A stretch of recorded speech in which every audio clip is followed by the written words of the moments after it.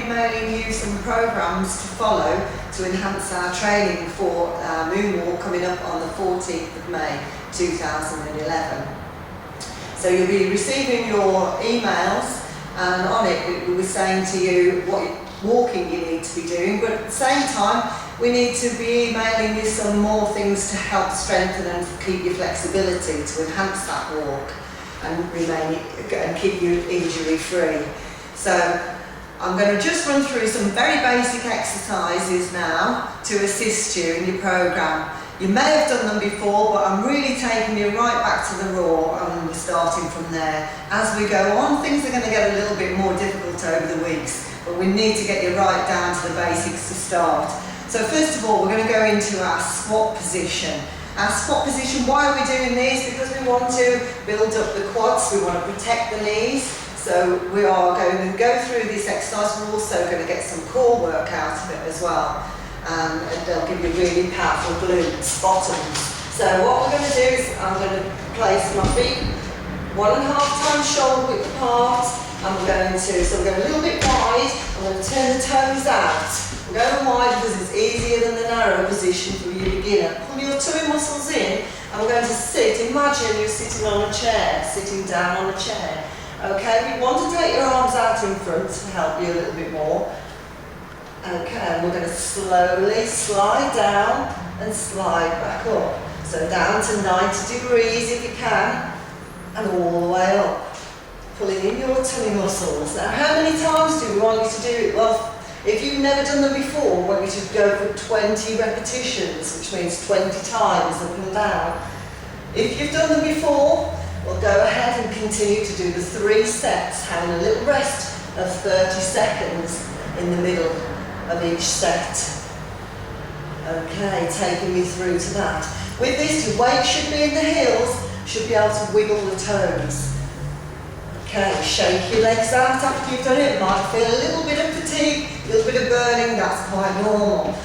Next one we're going to go into is the lunge position. The lunge can be quite a difficult move, but we can go into different stages of this, starting to take you into it. So your feet are hip width apart now. I want you to bring one foot forward, stride forward, and coming down. So when you come down, your knee should be underneath your back hip, and we're there. If you check your knee, the front knee, it shouldn't be over your toe. Pull your tummy muscles in, and a nice upright posture through the chest. You're squeezing your bottom to push you up, and you're relaxing and going all the way down with control.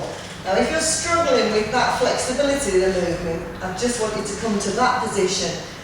No, it's not cheating, we're just gently easing you in over a period of time. As you get on with it, as you get a little bit stronger, you can then start to take it a little bit deeper till you come all the way down to just a couple of inches off the floor. Okay, if you're struggling with the balance issue, it may be that you're on tightrope. So then you need to come on tram lines a little bit wider. Okay, one foot in front of the other, chest up, remember, shoulders back.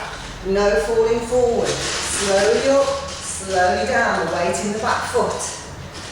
Right, okay, relax. Shake hands again. Moving on to the next one, we want to get all these calf muscles nice and strong at the back of the legs.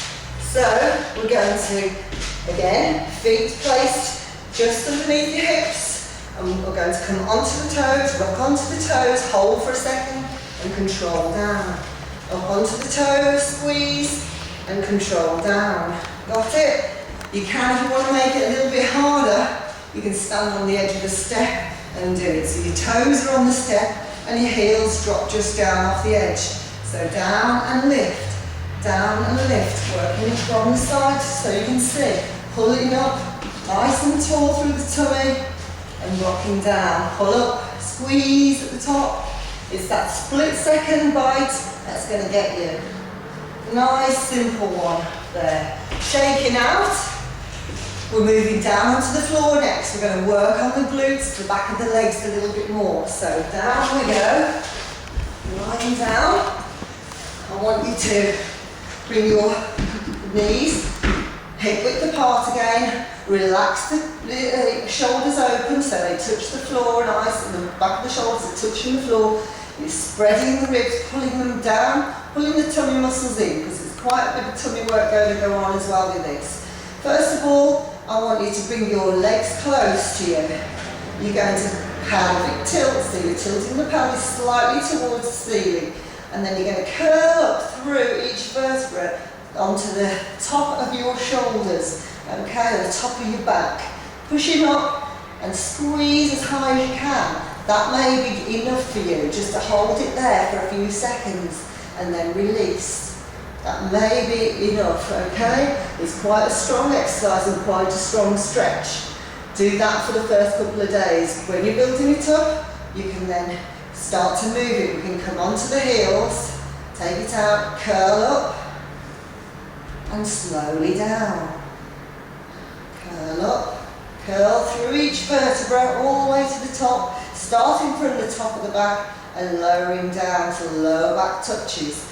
And again, tilt, curl, roll, roll, roll, up to the top, roll from the top of the back all the way down, squeezing the bottom all the time. Yes, you'll feel some tightness around the back of the legs here, and that's what we want. You may even have a little bit of cramp. If you do, just give yourself a rest, shake it off, and do a couple more and build up over a few days. So again, we're going to be doing probably 3 sets of 20 eventually, but build it up very slowly and do it as you are. After that, we're going to do a few stretches while we're lying on our back here. So we need to maintain flexibility whilst we're doing the walk, which will help us to stay injury free. So what I want you to do is bring the leg in and rotate the foot, extend it up to the ceiling. Don't force it, because it will lock, so you let it go a little bit. Gently ease it in, hold it till you can just feel a little bit of tightness on the back of the leg. Relax every other part of the body, it's only your leg that's up there doing the work at the moment. And just breathe in steadily, and with each relaxed exhalation, you need to gently bring it in a little bit more. When it locks again, you may have gone a bit far, take it back, relax, breathe deeply. On the exhalation, gently see if it'll come a bit further, and just hold it there, 20 to 30 seconds. Bring it in, release the back and change, and do the other side. From there, we're going to do a rotation of the spine. There's a lot of back work in your walking. You may start to get a little bit of stiffness as we build up over the miles. So first we're starting legs bent, arms outstretched. I'm going to bring my knees towards you, taking it over from the side, and then bringing the top leg over just a little bit more. Once again, it might be that it's enough, just that little turn to start. As you get a bit more stretch and bendy, you can take the top leg over and gently relax the hand onto the top leg. You're going to rotate the head now to turn and look down the back arm. Okay, and again relaxing the neck and seeing if you can start to let the ear come towards the ground as you're looking towards that back arm more and more. And then you repeat it to the other side. So I'm going to slowly, when you're changing it to the other side, you slowly bring your legs together and back, and then we turn it over. From there, we're going to go onto the front. We're going to work through the next 2 stretches. We've got, first of all, a little bit of back strengthening. The back strengthening in the cobra position. So arms from the side of the shoulders out, a little bit wider with the hands.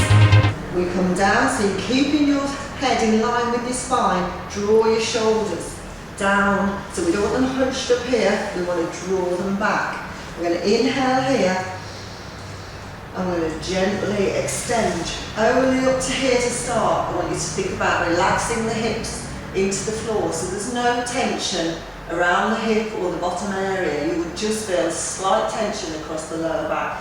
But if you're really tensing and feeling a lot, maybe that you are not relaxing your hips. You're really tensing it all up to resist it.